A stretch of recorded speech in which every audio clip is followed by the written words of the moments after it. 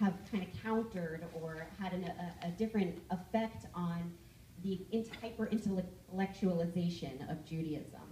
And there's also been another strain of Judaism, I believe, that has been strengthened over the last few decades of kind of social justice activism and changing the world.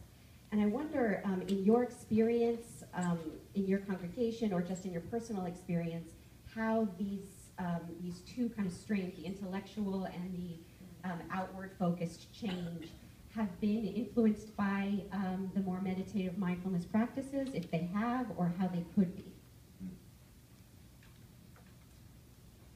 First, let me say that I loved what you just said, Sylvia. It's so beautiful just to think that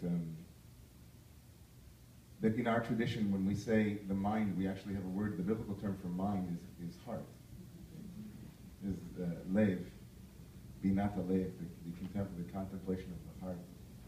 And I think that so thankful to both Roshi and to the Imam that they really focused on the personal and brought us into a place of already of sohbet, of dibuk chaverim, of sangha, of tzibur, of being together in that way.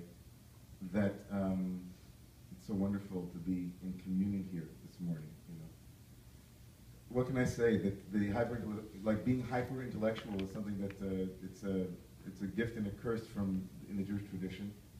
I think that